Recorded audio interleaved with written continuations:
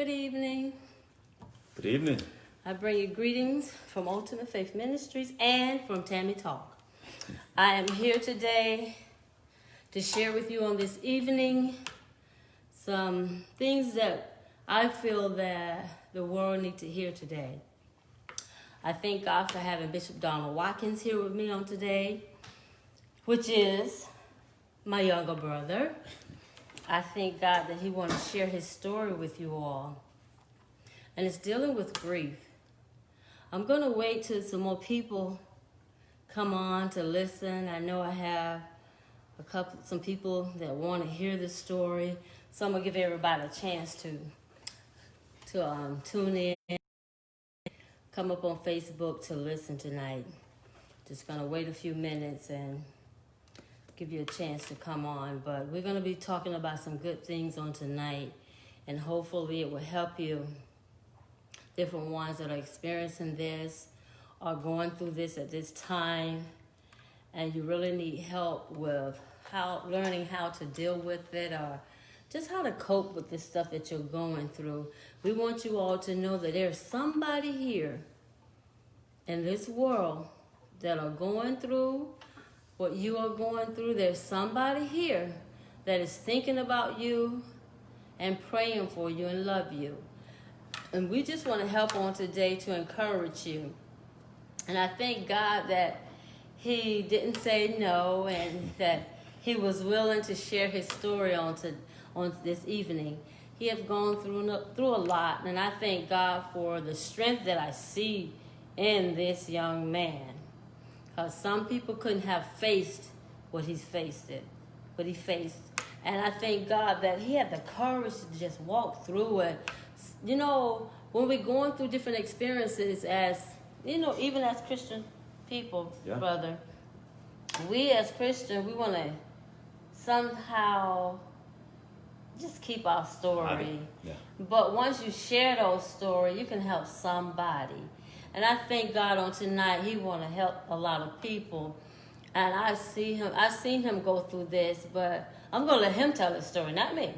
That's why I have him here tonight, because we're going to get into the course of it and the depths of it. Because when you're going through a grieving process, it's unexplainable while you're going through it. A lot of people will come up to you and say, my prayers are with you, or I feel what you're feeling and I'm here for you. But I can't feel what you're feeling on the inside. I tell you, I saw what he was going through, and it made me feel some type of way because of the love that I have for my brother, but it was nothing I could do. I mean, I would have turned over backwards and did whatever I could, but I couldn't walk him through that. He had to walk through that himself. So on tonight, we're going to let Bishop Donald Watkins, and I know on Sunday I said when I do these talk shows, it's not a bishop. I'm going to talk to Donald on tonight. Please. And Donald's going to share with you the things and the process that he went through and that he's still going through, because it's nothing you never get over. It's something you just learn to live with. And I thank God for him on tonight, and that willing to share his story. Okay. Just talk a little bit to us and just share a little bit starting out. I got some questions I want to ask you, but I just want you to share with the audience, where you at right now. First of all, let me say I want to take the title off right now. Yes. I don't want to be Bishop Watkins. Mm-hmm. I don't want to be Pastor Watkins right now. I want to talk about Donald. Donald, yes. But I'm also going to talk about how Donald, how Bishop, and how Pastor handled what I had to go through, because I still had to be a bishop, I still had to be a pastor, but I also had to deal with Donald. Yes. So I just want to talk a little bit about that. Mm-hmm. But in order for everybody to really understand my story, I got to go all the way back to the early 70s. Yes. In order for them to really understand and feel the magnitude of my loss. Yes. Because me and Janice, which is my late wife, we met when we was about 5 years old. Yes. And the thing about it, when I saw her as 5 years old, I kind of sort of didn't like her. because I was real shy, and she was the type that always straightforward, and she knew what she wanted from day one. Yes. And so I kind of shied away from her, but I knew down on the inside that was the woman for me. Yes. Even as a little boy, I knew that that was the woman for me, but I just didn't know how to go about doing things to make her like me. I know she liked me, but I was trying to avoid it. But so we met when we was 5 years old. Right. So We grew up together. Right. So y'all met when he was 5, she was 5, and Yeah, I y'all was were 5. little kids, Little just little kids. kids. Yep. You know, I remember that, you know, coming to the church and our little kids. And as y'all grew older, things started to change, and you know, y'all grew up, you was older, she was older, mature, more mature, and things start to progress into the process of y'all been interested in one another. And then one day, you popped the question to her, so what caught your eye at that time about her? I like the way that she carried herself, the way that she dressed, the confidence that she displayed. But now, here's what happened. I went in the Navy, and right before I left for boot camp, I called her, and I told her, I said, I'm going to come back and I'm going to marry you. But she thought I was joking, but I was serious. She was dating someone else. I was dating someone else. But I just said that anyway. I went off to basic training, got stationed in Scotland. I came home on leave out of Holy Lot, Scotland. Yeah. I came home. As a matter of fact, I got to tell the truth so y'all understand my whole story. I came home to buy an engagement ring for a girl that I was dating in Scotland. But once I found out that Janice and her boyfriend had broke up, Yes. I said, this is my chance. So I bought a ring for her, Yes. for this other girl. So I took it back and I asked Janice to marry me. Yes. And then she said yes. And I went and let her pick out a ring. We picked out a ring. And from there, so yeah, we got married in 1987. Wow. December 19th, 1987. And that lasted a long time, the marriage did. And we're going to move a little further because, you know, children came along, and then y'all was doing good in life, and everything was just taking position in your life. And you had went away, you was in Scotland, you came back to the United States, you moved to, was it Virginia first? Virginia, yep. That's Then after Virginia, you was in South Carolina, then went to Atlanta, you know, back to Virginia, South Carolina, There you go. back to Virginia. Yep. and then you moved home. Yep.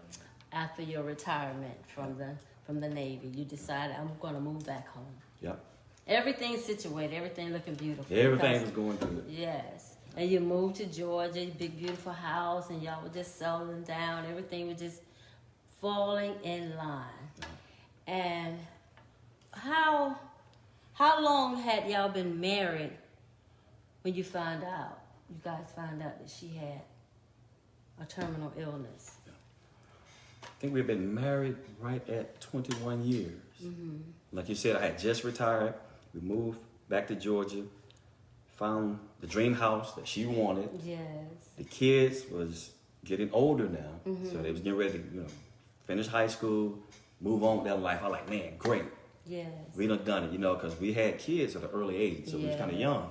So we're finally at a position to where I'm retired. I have a great job. The kids are moving on with their life. We are getting ready to enjoy life. We can travel. We can do everything that we had planned to do when we was younger, but couldn't do it. Only to get a call in the September of 2009. Yes.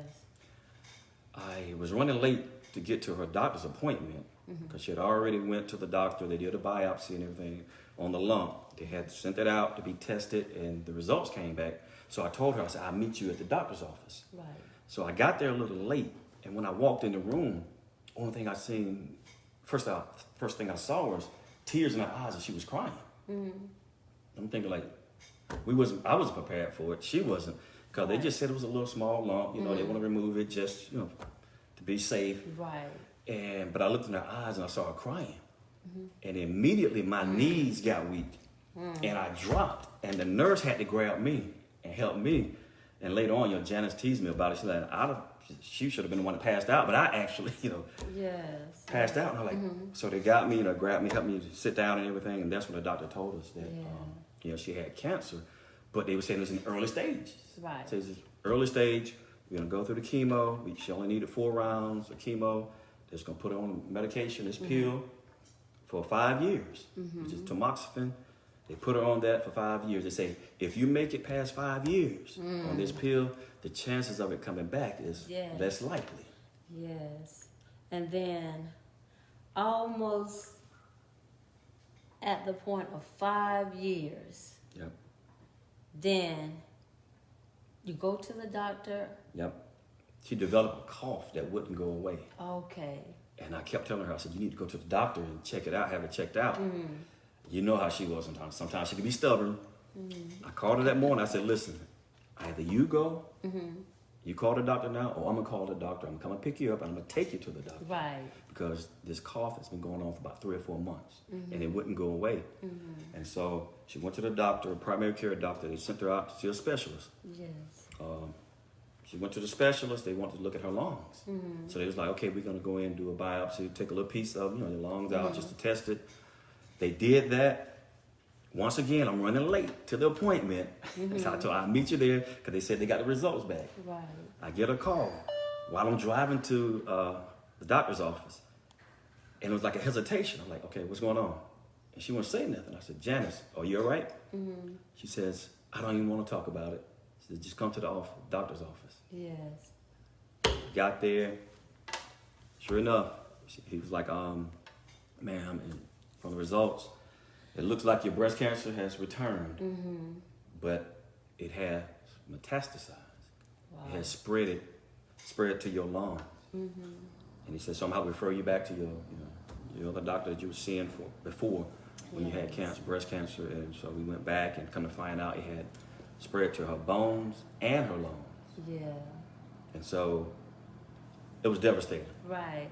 And then you being a man of God, and I'm bringing it in, yes. You've been a man of God and trusting God for healing.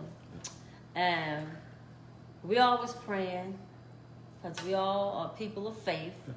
And we was trusting that God was going to heal her. Yeah. And as time went by, you saw she was the type of person that wouldn't show that she was in pain. She was in pain, right? You didn't know whether she was in pain. You would ask her, how you doing today? I'm fine, everything's good. Never saying something was wrong. But the doctors saw something different, and they kept telling you what was going on in her body, and she's not reacting to what was going on in her body. Yeah. Because it was just like it was defying what the doctor was saying. Yeah. And it gave you hope to say, oh God, you're going to do this for us. You're going to bring us through this. But the moment when you got to the point where you knew that you was about at the end of the point that Janice's health was taking a turn for the worse. I know you being a man of God, a man of faith, loving God with all your heart. There had to be some questions in your mind and in your heart to God saying, why? And then you had a ministry. Yeah. I didn't bring this in. Had a ministry that pastor, two pastors, and you had the vision of the direction that the vision was going, and here's a team right here. We right here together. We get ready to take this ministry on in the direction God wanted to go. How did you feel when all of that was shattered? Whew. First of all, I felt the experience, and I felt what there was a man in the Bible that came to Jesus about his son.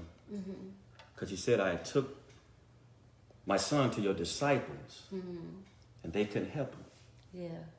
And he told Jesus, I believe, but help my unbelief. Yeah. Because as a pastor, man of faith, I believe that you can heal her.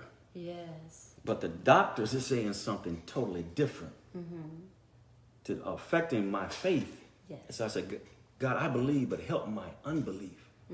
And so I continue to keep the faith, we just kept the faith, you know, to the end. That God, you're still able. Right. Now, it was hard. I'm going to be honest with you. It was hard for me to get up and preach sometimes because I had to preach about the God that heals. Yes. The God that delivers.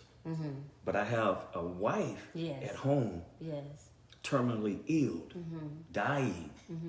I struggle with that because me and her went to the hospital. We prayed for a baby that was at the point of death. Yes. That the doctor had given him up. Me, Janice, the doctor. The doctor even asked, can I join in with the prayer? We said, yeah. Pretty much. We was called there just do the final prayer. Yes. But I looked at the baby and I said, no, that's not the end. And so we joined hands and we started praying. Yes.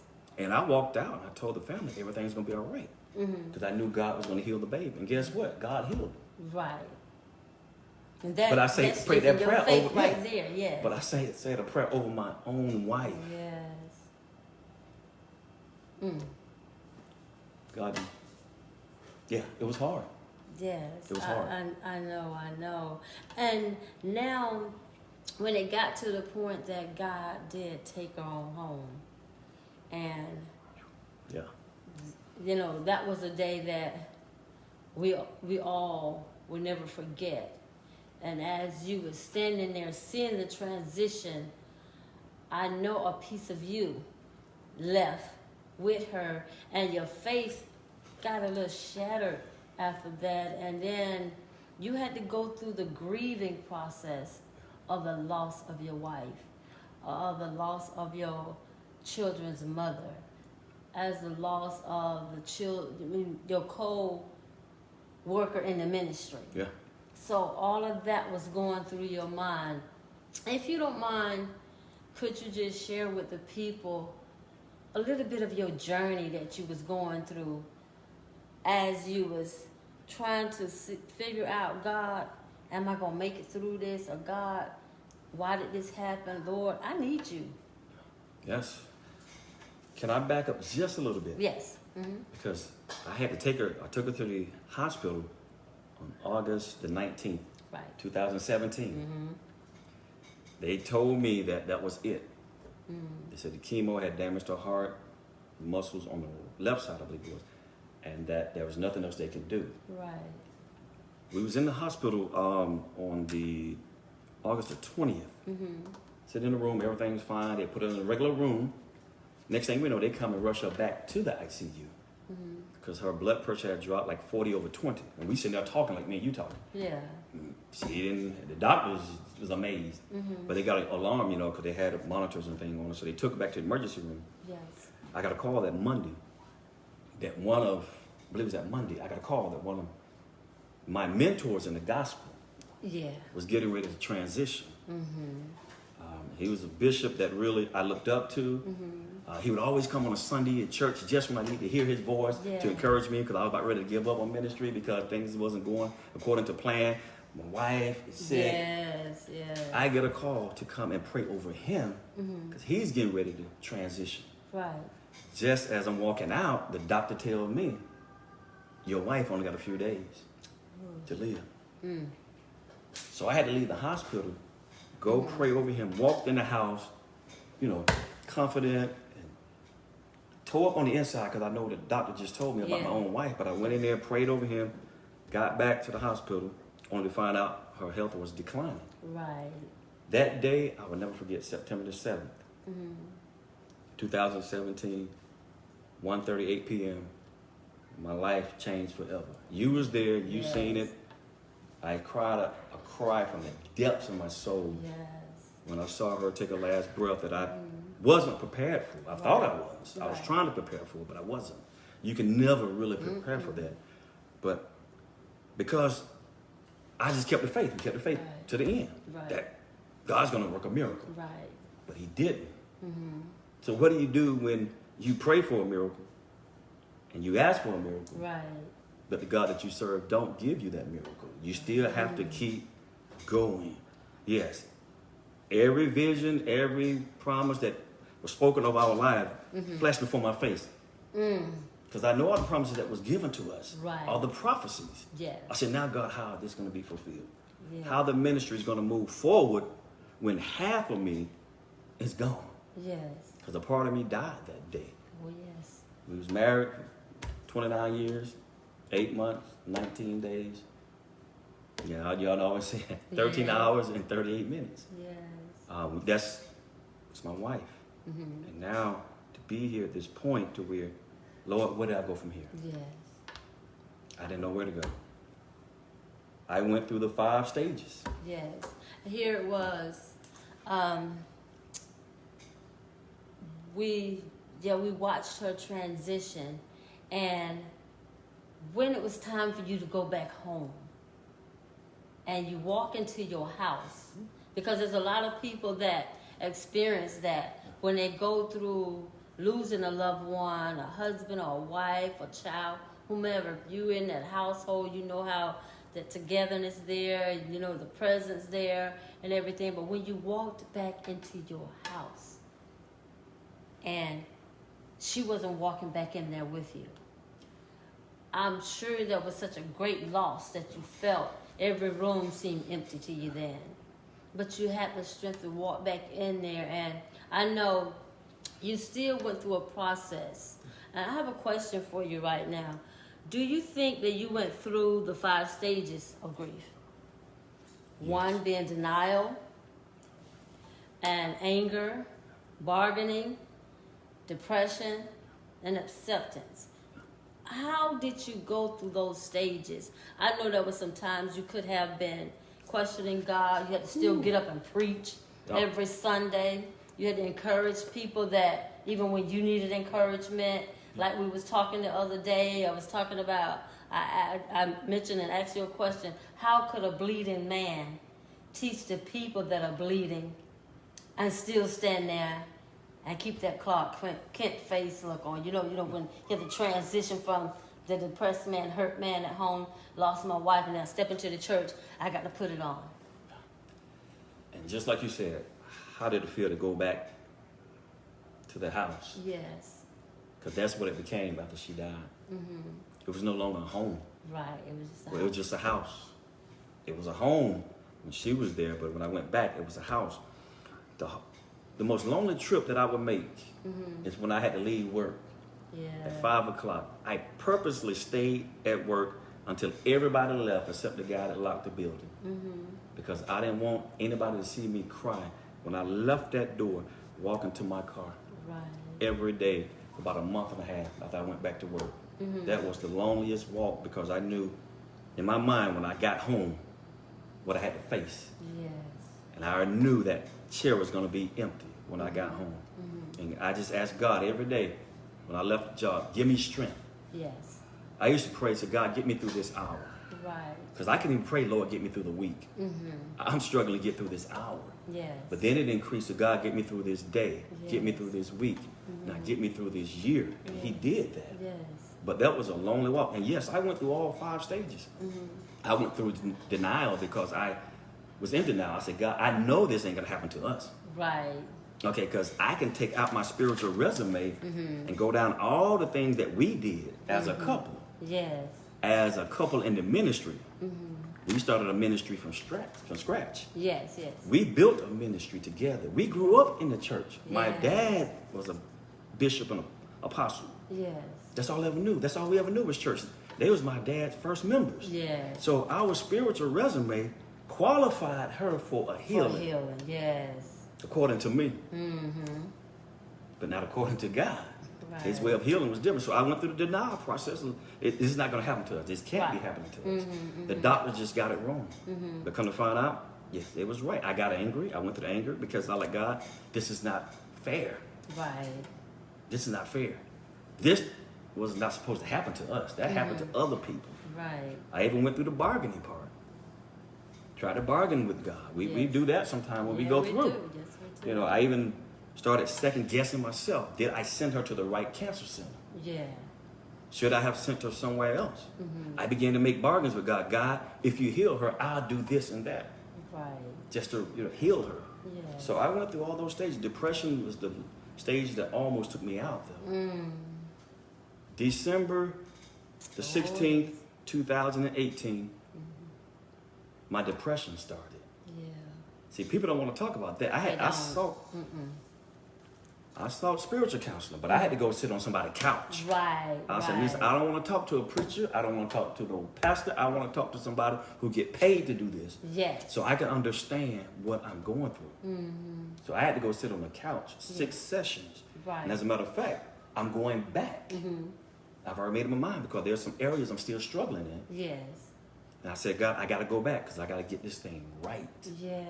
So I went through all this. Depression almost got me there because the first year, December 2017, I had a lot of people around, people encouraging me, you know. So it was easy around Thanksgiving and Christmas. But around December 16th of 2018, depression hit me so hard that on December 26th, the day after Christmas, because even during the anniversary would have been December 19th, 2018 would have been our 31st year of marriage. Yes. And so I was depressed. I told God on December 26th, sitting in my chair, my favorite chair, I used to call it depression chair.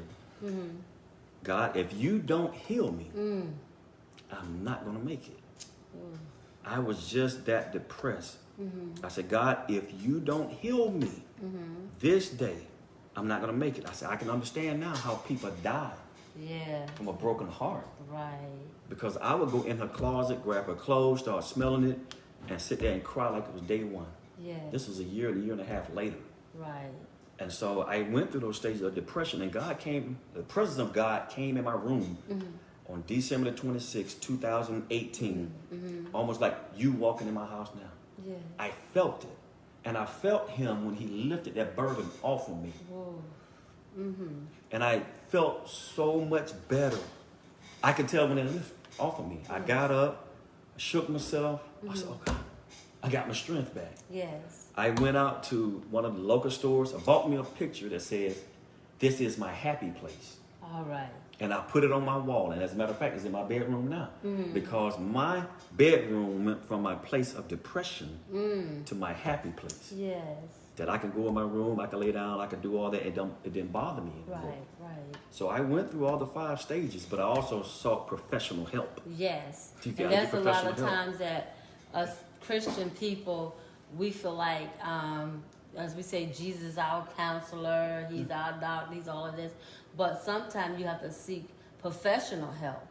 And a lot of times we try to say, well, I'm going to read the scriptures, I'm going to read the Bible, I'm going to get people to pray for me. But there was a place in you needed help from a professional. Yeah.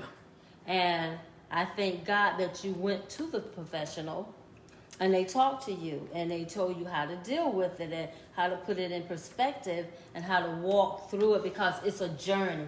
You just don't turn something on and off when you're dealing with grief. You have to go through the process. And then I heard people say, well, it gets better as the years go by. One of the things I always, this is my pet peeve. When somebody say, God won't put more on you than you can bear. Yeah. When you're going through a grieving process. That is not the That thing is to tell not the time somebody. to say that. Because I tell them, No. show me a That's not scripture the where it time. says that God will put no more on you than you can bear. Yes. Because I couldn't find a scripture in the Bible telling me that. Me either. And some said, no, you don't say that. You just tell them you're praying for them and keep it moving. And there was times you would call me and I didn't know what to say. Yep. I would just get on the phone and cry with him. Yep. Me and him cry together. And you know, because we loved her as much as you loved her, but not more than you loved her, but we loved her in the perspective as to what she was to us in our life. And as I always tease my kids, I said, Janice put her footprint in your heart, didn't she? I mean, anything she would say and just the respect that she showed to the kids and the love and to everybody. So we could see that you was going through something at that time. And I thank God that our family, that I was there to be there for you and to try to be whatever, just a little leaning pole for you. But I know I couldn't help you in the manner that you was going through. But I could send my prayers up to God. And I'm so glad that you sought other help. That you didn't say, I'm going to figure this out, I'm going to pray this out, I'm going to fast this out. But you sought other help, and then God strengthened you in a way. Come on with it. I want to add this. Yes. The reason why I sought professional help was a lot of reasons why, but one of the main reasons why is because I knew how to be a husband. Come on. I knew how to be a father, but I didn't know how to be alone. There you go. After she passed, Yeah. I didn't know how to deal with Donald. Right. Because for all those years, I did what I had to do as a husband and as a Yes. father. Yeah. Everything I did was centered around those two titles. Right. But my kids had gotten older. Right. All of them had moved out of the house. 4 of my 5 kids live out of state. Yeah. So here I am, 1 month, the wife is alive, kids is home, to now here I am in a big old house by myself. By yourself. Yeah. Other than my mother-in-law, she was still living with me at the time. My late wife, mother, was living with me at the time. Yes. Thank God that I had somebody to go home. She was grieving Yeah, too. but she was grieving. Yes. And so I didn't know how to handle being alone. Right. And I needed professional help. And I thank God you went. There's no shame in it. And even when you was talking, I was thinking about how Naomi left town in the Book of Ruth. She left out with her husband, 2 sons, and when she got to the city where they got to, she gained 2 daughter-in-laws, so she had a big family. All of a sudden, the two sons and the husband died. So she decided to come back home. When she came back home empty. And she came back home a little bitter. She was bitter. Yeah. And I know you probably had some bitter days, but you didn't allow the bitter days to consume you. But Naomi allowed those bitter days to consume her. But God had blessed her and had someone with her to bless her through the process of what she had gone through. But a lot of times when people are going through grief, they get bitter at God. Yeah. They get upset with God, and understandably, because a lot of people say, well, you're not supposed to get mad at God. You don't get bitter at God. I can get mad and bitter because God really knows. Yeah. He knows my heart. Yeah. He knows that I'm grieving and I'm going through something at the time. But as I go through this thing, He is making something different in me. He's making something better in me that I don't even see that He's making. And as I look at you now, and I see you went through that process and you're still going through it because it never dies. But I still see a man that have learned how to walk through what he's walking through. You're smiling again. And you're talking like, I can hear it in your voice like, I can live through this. Yes. Because there was a time that I could hear in your voice like, I don't think I'm going to make it through this. You know, there was a time I called you early on Sunday morning. I said, Tammy, I'm not going to make it. I can't do it. I said, you got to pray. You got to pray. So I'm praying. Well, come on, let's get to church. Come on, I'll be there with you. Come on. Well. But I can look at you now, and then there could be Sundays that I don't show up at your church, and your church still go on because you done gathered some strength. Yes. But I was there with you because I don't want to leave you there by yourself. Yeah, I know God was with you. Yeah. But still, you was going through your grieving process, and you went through all those stages.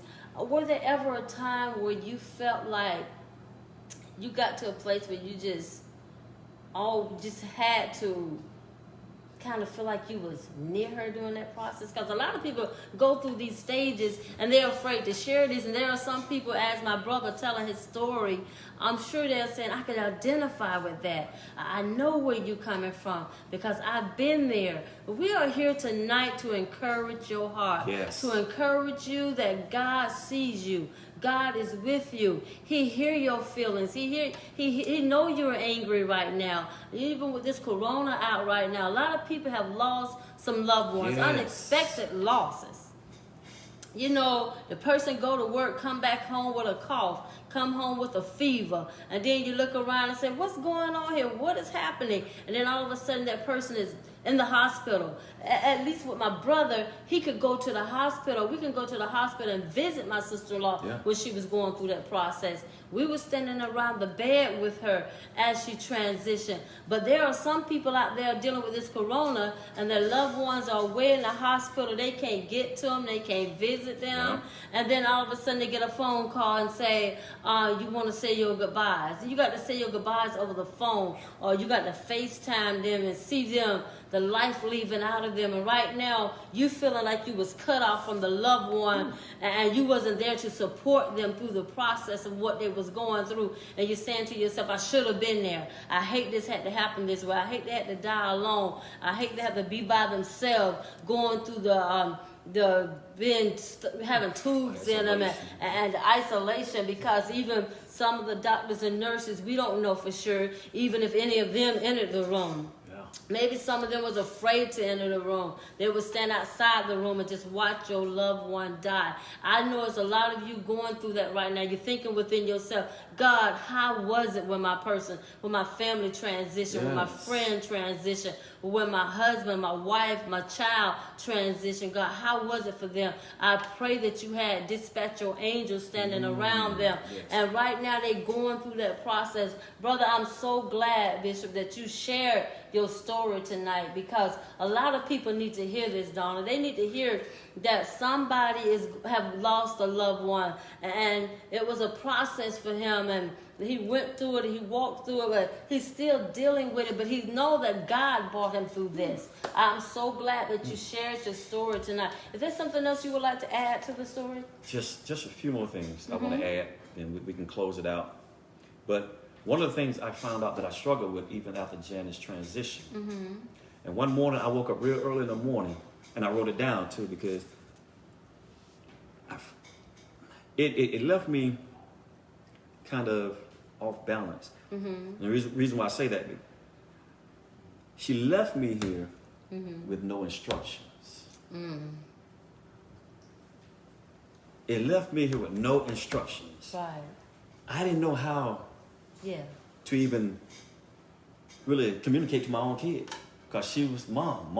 Every time the kids had a problem, go talk to your mom. Mama handled it. Mama took care of it.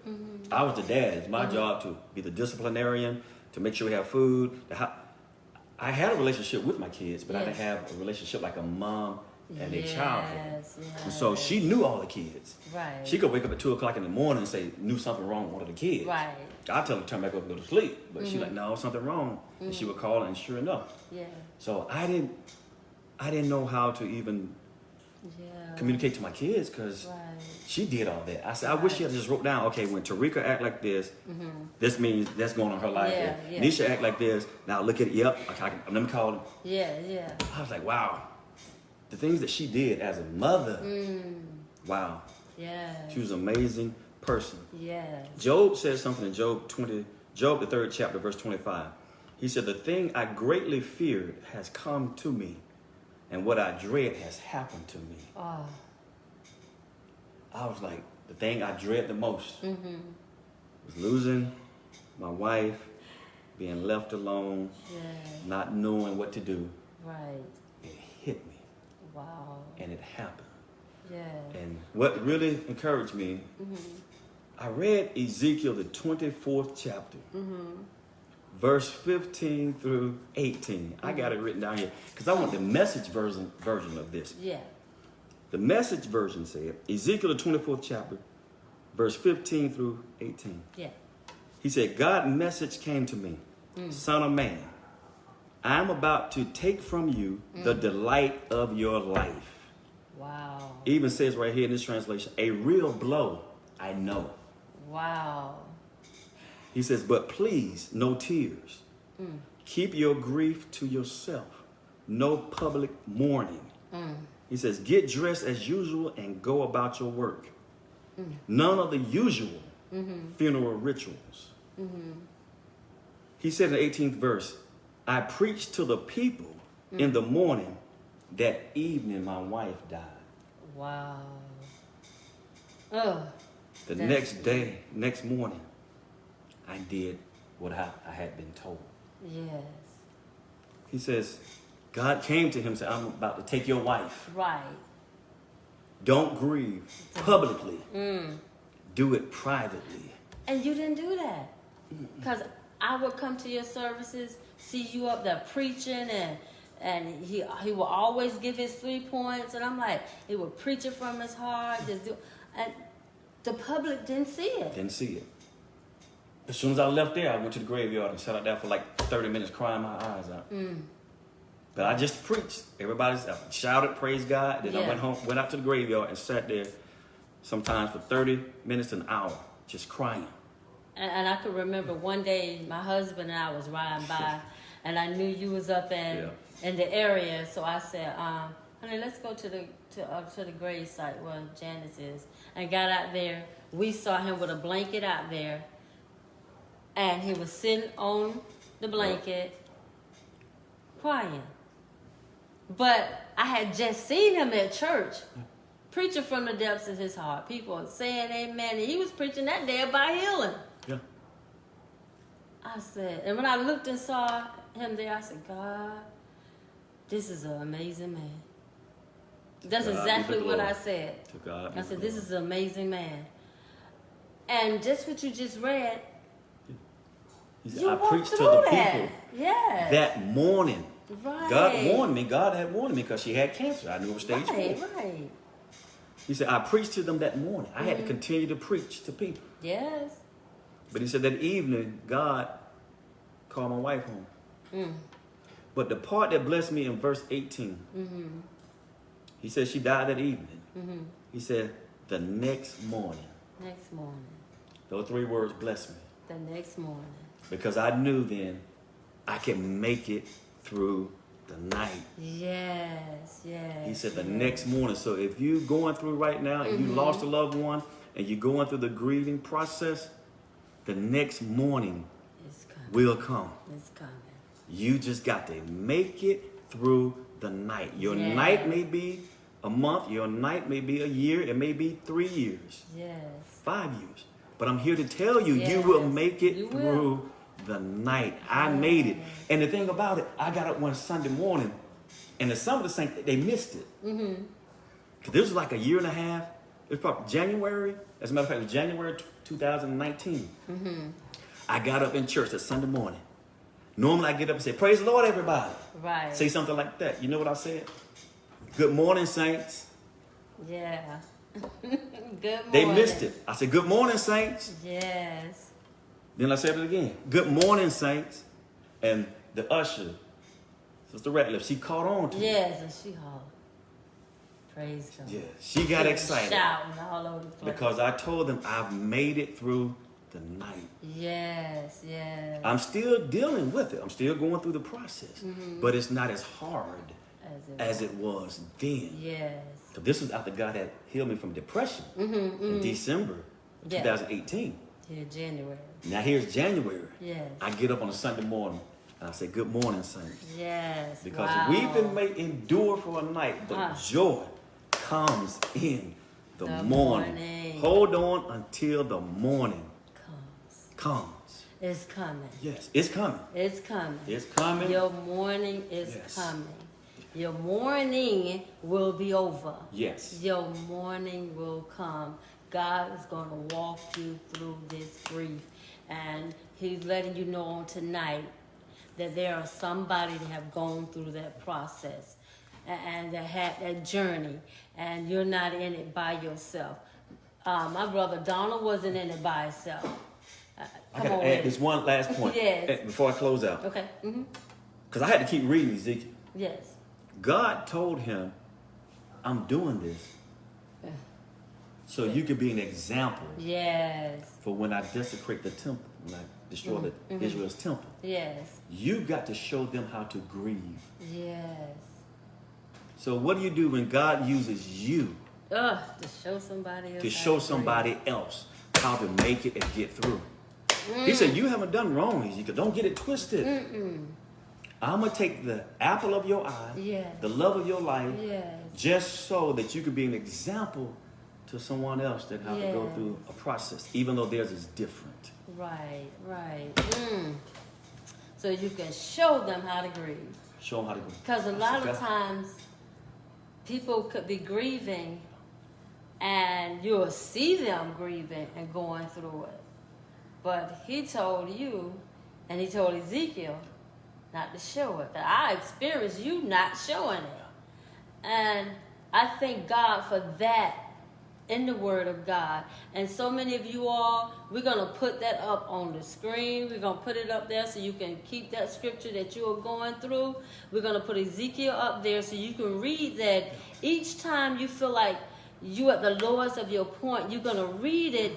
And I do believe those letters of the Word of God is going to resonate in your heart. It's going to give you strength, because it's going to encourage you to say, there's somebody going to come along that I'm going to have to help. Yep. So I'm going to chalk up and get this strength, because God is building something in me. See, he was building something in you. Yes.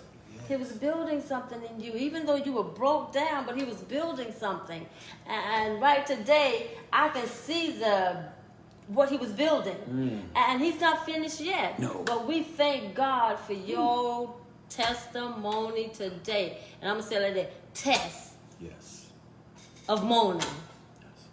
We thank God for that test. And we thank God that you walk through it and you still continue to walk through it, because like I said earlier, it's never over. It's a process. And then as you go through the process, you learn how to live with it. And God will give you strength. He's giving you strength to live with this. But we thank you all for tuning in with us on this evening. God has restored. And we hope that there's somebody that our grief subject tonight would have encouraged you. I didn't want to bring somebody on that haven't gone through grief and haven't gone through that process. I wanted to bring somebody on that was walking through that and that God had brought through it.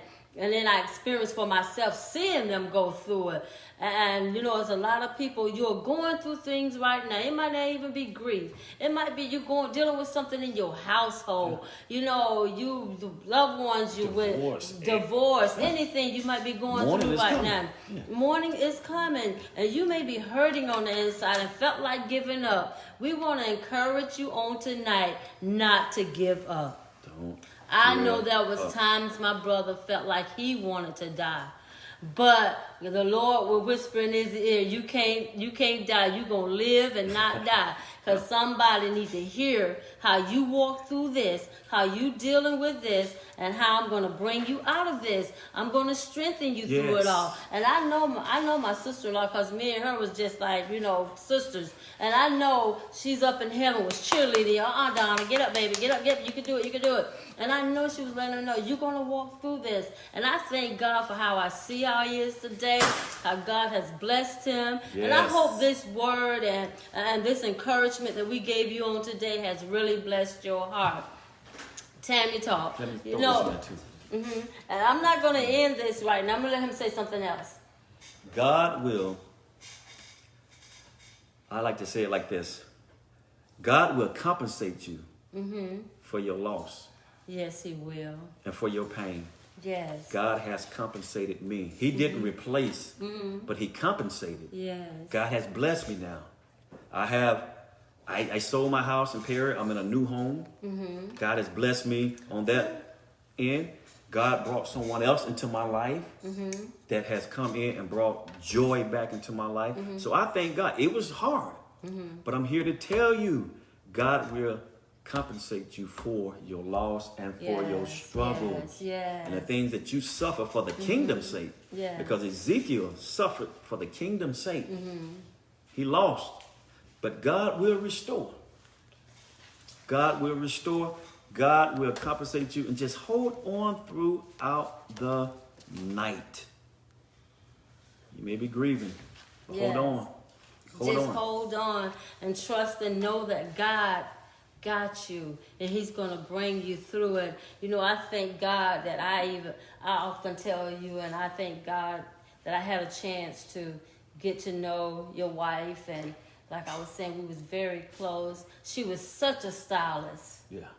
Such a stylist. Yes. Just a beautiful young lady, and she carried it with grace. Whenever she walked in a room, I can remember times, I'm just going to say this a little bit, then I'm going to go off, because this We used to go into a store. She would be dressed from head to toe. And then she had her style, I had my style.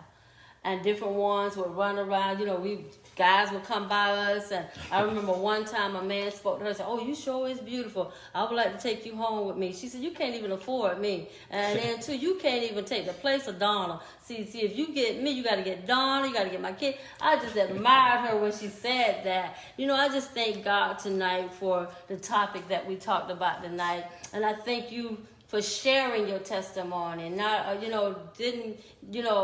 didn't want to just like keep it to yourself, because some people don't want to display when they have gone through things. Yeah. But there are people out there that need to hear what you had to say on tonight. And there are many topics that we're going to talk about on Tammy Talk. And I just hope that my audience stay with me and that they will share and share and share and like. You got to like it, share it, like it. So, we can get the volume that we need, because we want to keep it going. The Lord gave me this vision and I want to keep it going. Keep talking about some things that interest people. Maybe there are some of you out there, you may have something that you would like for me to talk about and bring on people to talk about it with me. I would like for you to just inbox me, and we're going to look it up. We're going to find the people that we need to share it with, or bring you on to talk about it. And we'll just share, and I just want to make it where it is real to people. We want to make it where it's real. This is a real thing. And then my sisters was on Sunday. I really enjoyed talking with them. Yes. And I'm going to bring on different topics and different things. I'm hoping that my next segment will be dealing with business.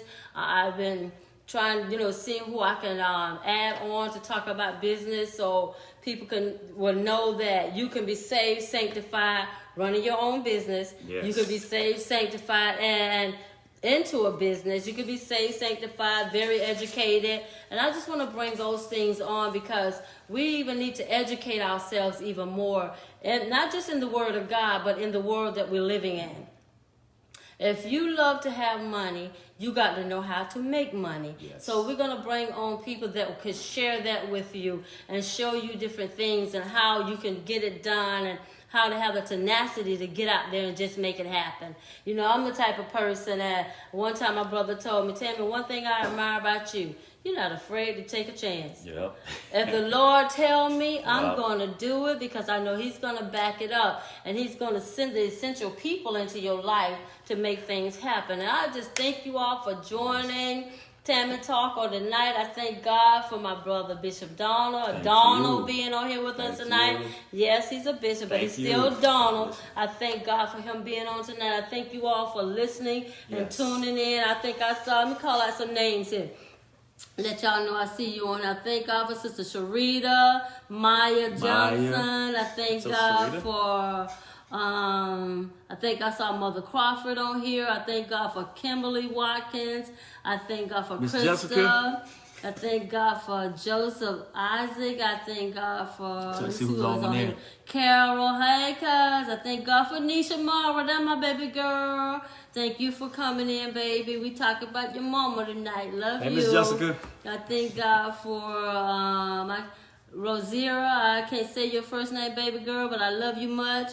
Thank God for Regina Boyd being on. And, yes. I just love you all. I think I saw my sister on here earlier. I'm trying to stroll down, see some more different names.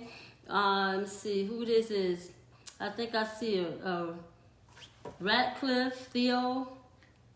Okay, hey Theo. Thank God for you coming in, baby. Wow, that's Deacon Ratliff. Yeah, okay, you coming in. Eric Wallace. Oh, thank you for coming on. Wow. Let me see who else. I see a more on here. Thank you for coming in. We love y'all. We just want to shout out. Sister Patricia, we give it some shout out. Elijah Herring. Maurice.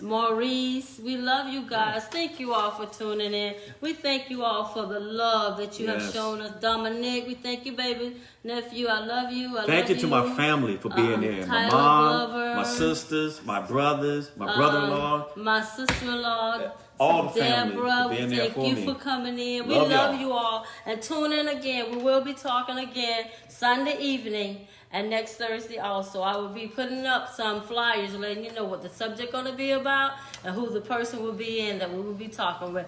Love you much. Morning God will bless you. come. Hang on till the morning. God bless you. God love you. God keep you.